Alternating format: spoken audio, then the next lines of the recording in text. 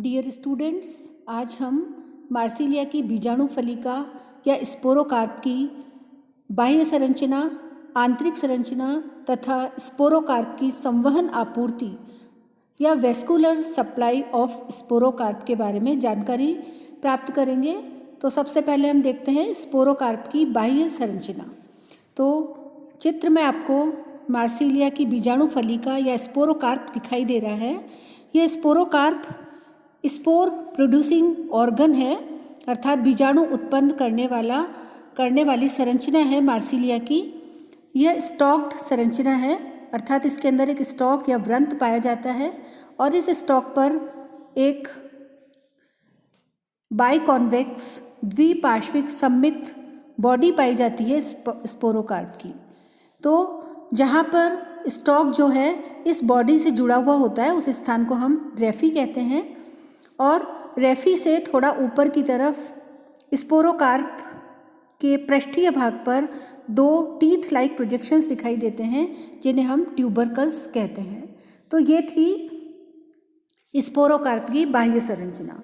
अब हम स्पोरोकार्प की आंतरिक संरचना के बारे में पढ़ेंगे, जिसमें सबसे पहले हम देखते हैं स्पोरोकार्प की वॉल या भित्ति की आंतरिक संरचना।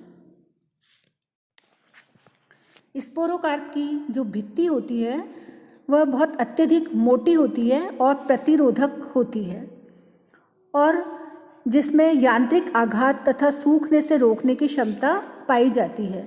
50 वर्षों के पश्चात भी तथा अल्कोहल में रखे हुए स्पोरोकार्प को पानी में डाल देने पर भी ये सक्रिय हो जाते हैं। जो स्पोरोकार्प की भित्ति है वह 3 परतों से मिलकर के बनी हुई होती है। सबसे बाहर की तरफ चौड़ी तथा स्तंभाकार कोशिकाओं से बनी हुई बाह्य त्वचा होती है, तो यह एपिडर्मिस है। इस एपिडर्मिस के अंदर रंध्र पाए जाते हैं और यह क्यूटिकल तथा रोम के द्वारा ढकी हुई होती है। तो ये क्यूटिकल की परत पाई जाती है और हेयर्स पाए जाते हैं इसके ऊपर। बाह्य त्वचा के भीतर 2 परतीय अधश त्वचा या हाइपोडर्मिस स्थित होती है। तो हाइपोडर्मिस की यह फर्स्ट लेयर है और यह सेकंड लेयर है, जो कि पेलिसेड के समान कोशिकाओं की या खंभाकार कोशिकाओं की बनी हुई होती है। दोनों सतहों की कोशिकाओं में पर्णहरित पाया जाता है या क्लोरोप्लास्ट पाया जाता है।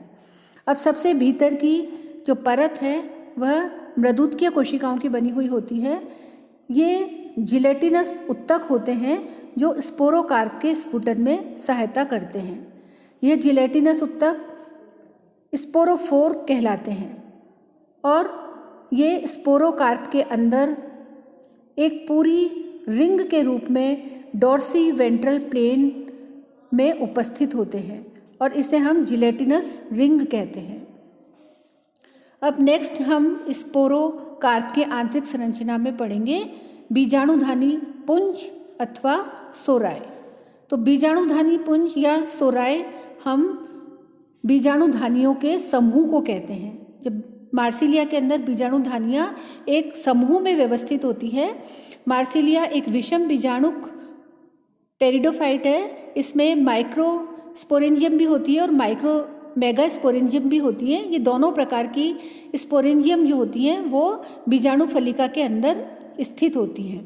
तो दोनों प्रकार की बीजाणुधानियाँ समूह में स्थित होती हैं और उस समूह को हम बीजाणुधानी पुंज या सोरस कहते हैं। ये सोरस जो होती है ये लंबे स्ट्रक्चर होते हैं और ये जो बीजाणु फलिका जो कि द्विकपाटीय होती है उसके अंदर एकांतरित क्रम में व्यवस्थित होते हैं। प्रत्येक पंक्ति स्पोरोकार्प के एक कपाट में स्थित रहती है, एक वॉल्व में स्थित रहती है। इस तरह एक वॉल्व में उपस्थित सोराई दूसरे कपाट की सोराई से एकांतरित क्रम में स्थित होती है। प्रत्येक सोराई स्पोरोकार्प की भित्ति में एक रिसेप्टेकल पर उत्पन्न होती है और प्रत्येक सोराई एक पतले इंड्यूशियम के द्वारा चारों ओर से ढकी रहती है। अब प्रत्येक स्पोरोकार्प में सोराई की संख्या अलग अलग होती है। मार्सिलिया इजिप्टिका में 2 से लेकर के 20 तक सोराई उपस्थित होते हैं एक स्पोरोकार्प में। मार्सिलिया माइन्यूटा में 12 सोराई पाए जाते हैं। प्रत्येक सोरस में लघु तथा गुरु बीजाणुधानियाँ दोनों उपस्थित होती हैं। गुरु बीजाणुधानियाँ छोटे व्रंत वाली होती हैं और रिसेप्टेकल के शीर्ष भाग में एक पंक्ति में व्यवस्थित होती हैं, जबकि लघु बीजाणुधानियाँ लंबे व्रंत युक्त रिसेप्टेकल के पार्श्व साइड में पाई जाती हैं। मार्सिलिया माइन्यूटा के एक सोरस में 4 से 8 गुरु बीजाणुधानियाँ और 8 से 13 लघु बीजाणुधानियाँ पाई जाती हैं। अब हम देखते हैं स्पोरोकार्प में वेस्कुलर सप्लाई या संवहन आपूर्ति। स्पोरोकार्प के व्रंत से होता हुआ बंडल ऊपर रेफी तक आता है। तो ये स्पोरोकार्प का व्रंत है, इसके अंदर ये वेस्कुलर बंडल है जिसे हम स्टॉक बंडल कहते हैं। यह व्रंत से होता हुआ ये ऊपर की तरफ आता है और ऊपर की तरफ आने के बाद जो निचला वाला दंत है ये वाला, इसके नीचे ये समकोण पर ऐसे मुड़ जाता है और स्पोरोकार्प के अंदर इसके पृष्ठीय सतह या ऊपरी सतह पर ये आगे की तरफ ऐसे बढ़ता है। इस भाग में इसे हम पृष्ठीय बंडल कहते हैं। यह पृष्ठीय बंडल समकोण पर पार्श्वीय बंडल उत्पन्न करते हैं। तो ये हमें लेटरल बंडल दिखाई दे रहे हैं। तो ये जो डॉर्सल बंडल है ये दोनों तरफ, इस तरफ और दूसरी तरफ शाखाएं उत्पन्न करते हैं अपनी पूरी लंबाई में। इन शाखाओं को हम लेटरल बंडल्स कहते हैं। ये पार्श्वीय बंडल युग्म में पाए जाते हैं तथा प्रत्येक बंडल स्पोरोकार्प के प्रत्येक कपाट की बीजाणुधानी पुंज या सोराई में संवहन आपूर्ति करते हैं।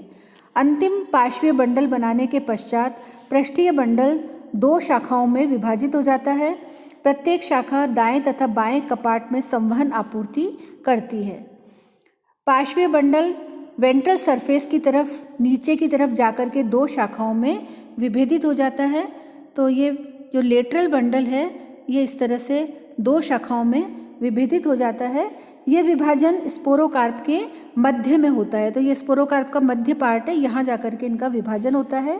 द्विभाजी शाखित पार्श्वीय शाखाएं बंडल की शाखाएं पास की दूसरी शाखाओं से जुड़ करके एक क्लोज्ड नेटवर्क बनाती है। तो ये जो आपको दिखाई दे रहा है इस तरह से, ये क्लोज्ड नेटवर्क है। पार्श्वीय बंडल जहाँ शाखित होता है वहाँ एक छोटा प्लेसेंटल बंडल उत्पन्न होता है। तो ये यहाँ पर जो है एक छोटा बंडल, प्लेसेंटल बंडल उत्पन्न हो रहा है। यह रिसेप्टेकल में प्रवेश करता है और 2 शाखाएं बनाता है। एक ऊपर की तरफ जाती है और एक नीचे की तरफ जाती है, अर्थात प्लेसेंटल बंडल 2 भागों में विभाजित हो जाता है और उसकी एक शाखा डॉर्सल साइड पर स्पोरोकार्प के और एक शाखा जो होती है वेंट्रल साइड पर जाती है।